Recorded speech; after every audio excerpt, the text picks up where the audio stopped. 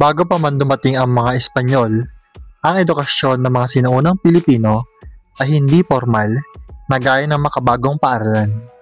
Sa halip, ito ay nakabatay sa karanasan, kaugalian, at pagtuturo mula sa matatanda. Layunin nito, hindi lamang ang pagbibigay ng kaalaman, kundi ang paghahanda sa kabataan upang maging kapaki-pakinabang na miyembro ng kanilang pamayanan. Ang pag-aaral ay nagaganap sa loob ng tahanan at sa paligid ng komunidad. Ang mga magulang ang pangunahing guro ng kanilang mga anak, habang ang mga nakatatandang kamag-anak ay katuwang sa pagtuturo. Walang silid-aralan o nakasulat na kurikulum. Sa halip, ang kaalaman ay ipinapasa sa pamamagitan ng salita, pagsasanay at gawaing praktikal.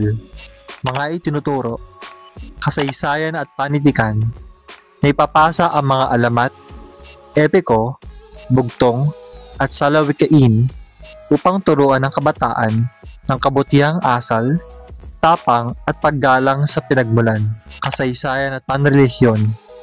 Tinuturuan ng mga bata ng ritual, paniniwala at tamang paraan ng pagbibigay galang sa mga Diyos at Espiritu. Kabuhayan.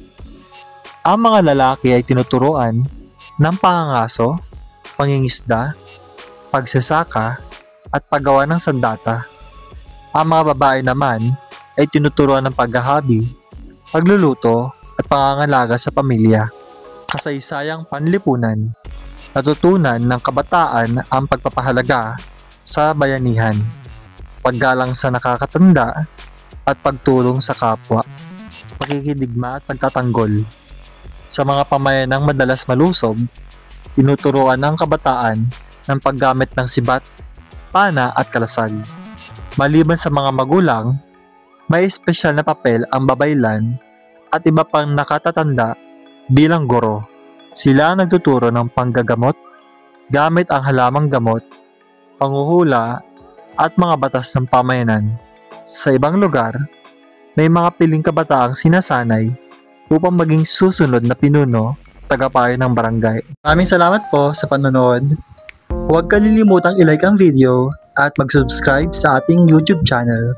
Thank you!